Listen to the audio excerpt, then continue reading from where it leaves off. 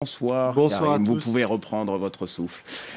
Karim qui est Bien. avec nous pour un œil sur les médias. Vous avez regardé ce qui se dit évidemment sur Internet, dans les journaux, sur les réseaux sociaux.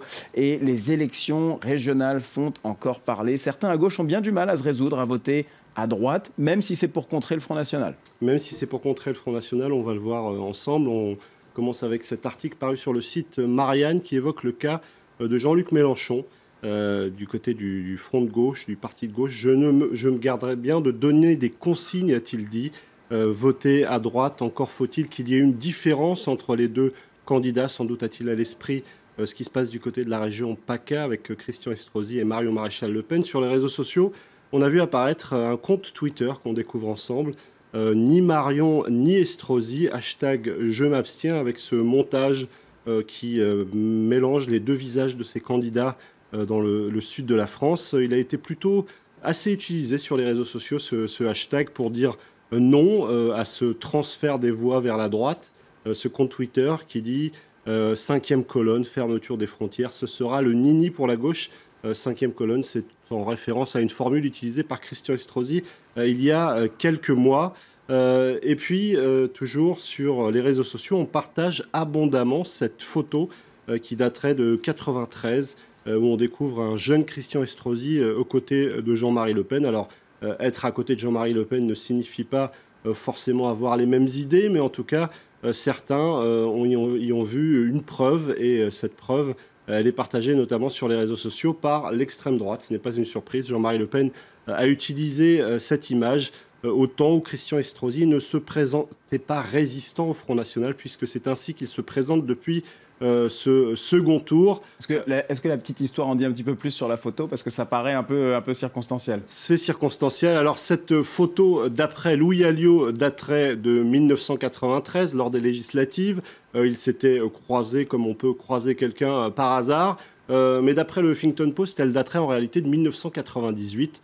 1998, où Christian Estrosi avait évoqué l'idée d'un rapprochement avec le Front National, d'un accord avec le Front National. Donc évidemment, ce n'est pas par hasard qu'elle ressurgit aujourd'hui. Et puis il y en a un autre qui fait parler de lui, c'est l'humoriste Danny Boone, qui a publié sur sa page Facebook un texte assez court où il invite les gens du Nord à contrer le Front National.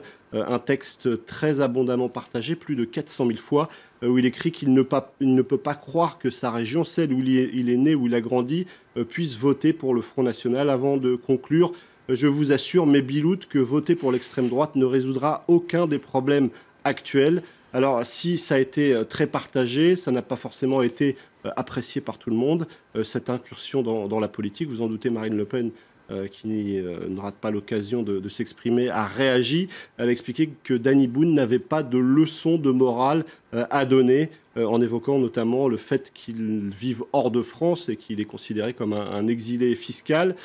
Dion Jack, les biloutes au cinéma. Exactement. Dion Jack, qu'on cite régulièrement sur ce plateau, qui est un journaliste de Marianne et qui n'a pas forcément et qui n'a pas du tout même les idées que Marine Le Pen, lui aussi évoque cet exil. Dommage, il a déjà perdu le Nord, écrit-il. Donc on n'est pas tendre avec Danny Boone. Et puis il y a ceux qui l'apprécient mais qui ne partagent pas du tout son point de vue. Sur sa page Facebook, il y avait beaucoup de commentaires, notamment celui de Nadia qui dit « Je vous adore, Danny, mais là je ne suis pas d'accord avec vous. Vous n'en déplaise à tous ceux qui se contentent de la vie médiocre et triste. Elle considère que la droite, la gauche ont échoué et elle veut essayer le Front National. » Des messages comme cela, il y en avait pas mal sur cette page Facebook qui a recueilli énormément de commentaires.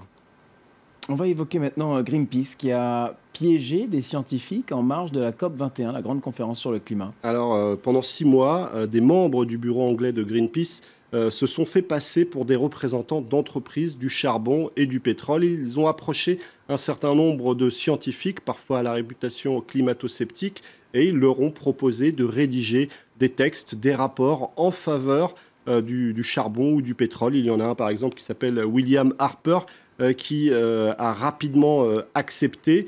d'expliquer que le pétrole, le charbon, ce n'était pas du tout ce qu'on nous présentait aujourd'hui comme des énergies particulièrement polluantes et qu'il fallait les développer, notamment dans les pays en voie de développement. Il y a aussi un autre scientifique qui s'appelle Frank Clemente, qui est sociologue à l'université de Pennsylvanie. Lui, on lui a demandé de rédiger un rapport pour contrer un certain nombre de chiffres publiés par l'OMS, notamment un chiffre concernant les morts liées aux émissions du charbon, 3,7 millions de personnes d'après l'OMS.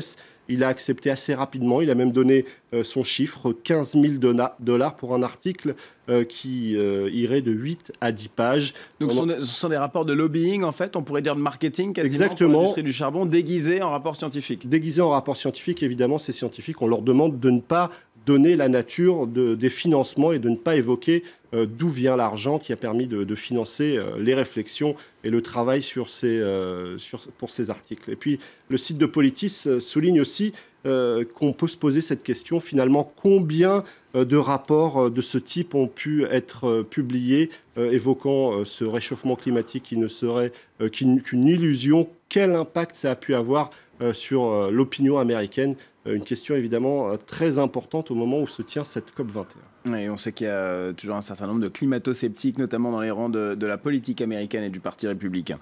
On finit avec l'aéroport de Kuala Lumpur qui cherche à se débarrasser d'imposants squatteurs. De quoi s'agit-il? Alors ce sont des avions tout simplement, des Boeing 747 qui sont sur le tarmac déjà depuis un petit moment, au point que l'aéroport de Kuala Lumpur a décidé de publier un petit texte dans un journal local qui s'appelle The Star, invitant les propriétaires de ces avions, qui sont des avions de fret, des 747, à venir les récupérer.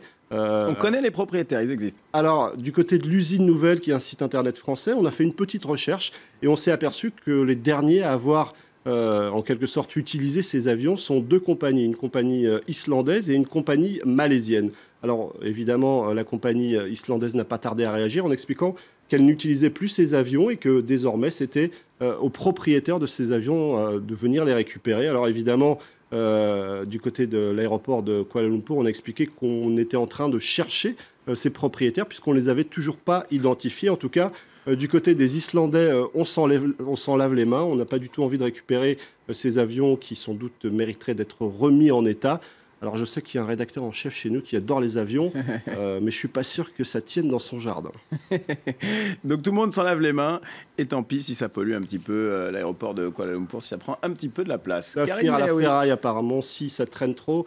Ils ont déjà annoncé qu'ils enverraient ça à la ferraille, donc ils récupéreront un peu d'argent avec ces avions broyés. Il paraît qu'on peut faire la même chose dans les rues de Paris. Si on laisse sa voiture, on ne paye pas les amendes. Il y a un moment où la voiture finit par être enlevée. Je n'essaierai pas.